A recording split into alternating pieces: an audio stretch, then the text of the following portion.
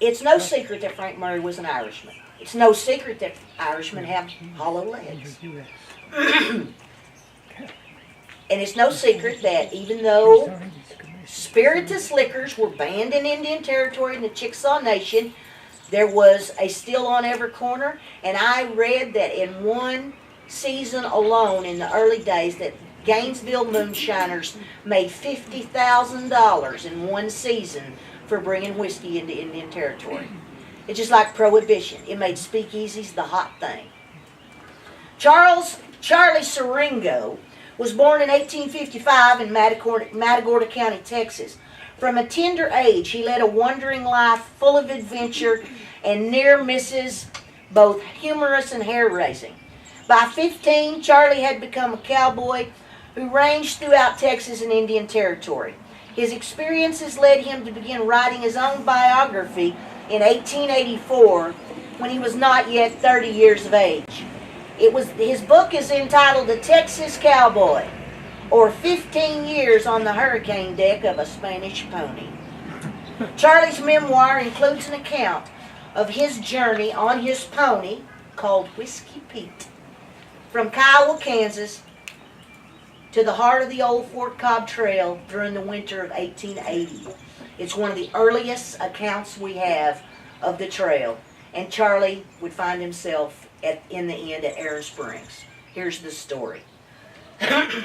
About dusk that evening, I rode into the Cheyenne Agency, and that night I slept in a house for the first time since leaving Kiowa.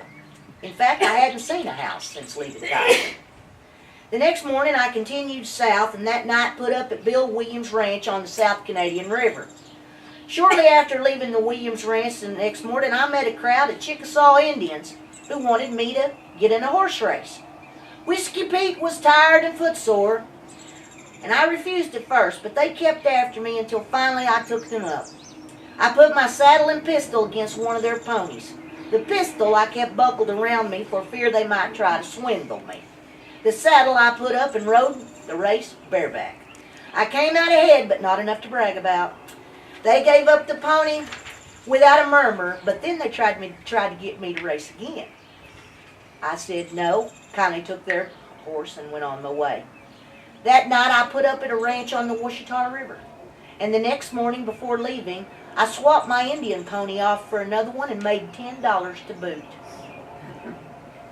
That morning I left the Chisholm Trail and struck down the Washita River. Well, he's coming our way, in search of a good and lively place where I might put in the balance of the winter.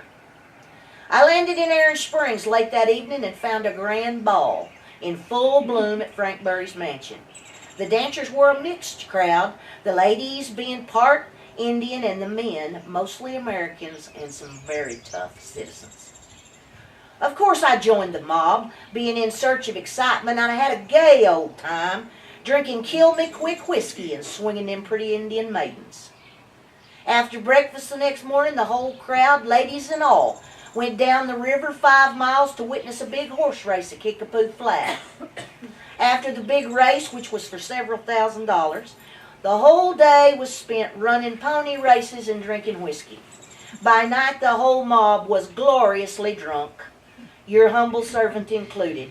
There were several fights and fusses took place during the day, but no one was seriously hurt.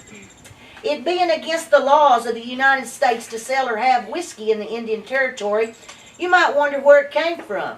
Well, a man by the name of Bill Anderson, said to have been one of Quantrell's men during the war, he did the selling. He defied the United States Marshals, and it was said he had over 100 indictments against him. He sold whiskey at $10 a gallon. Therefore, you see, he could afford to run quite a risk. The Cheyenne Agency is a reference to the Cheyenne-Arapaho Indian Agency located on the Chisholm Trail, 6 miles north of today's El Reno, Oklahoma.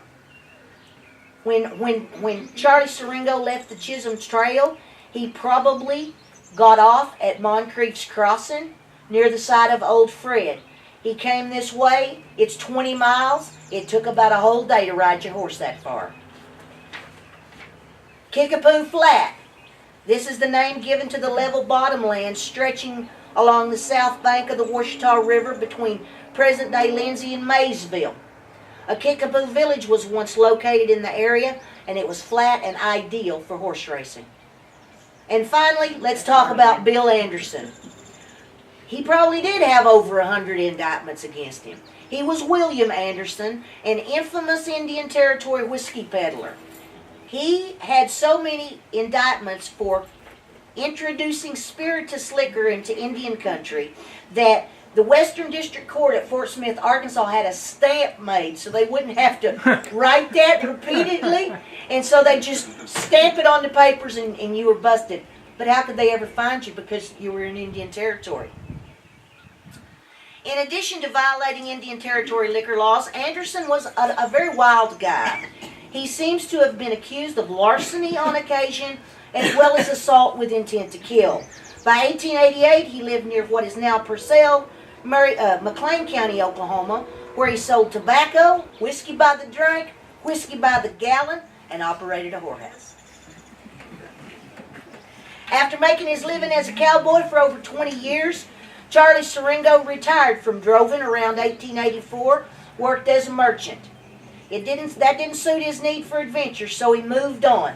He took a job with the Pinkerton Detective Agency and became one of the most famous cowboys in the entire West. After penning A Texas Cowboy, his memoir, Charlie went on to write other books and became a well-known author. He was 73 years of age when he died in 1928 in Los Angeles County, California.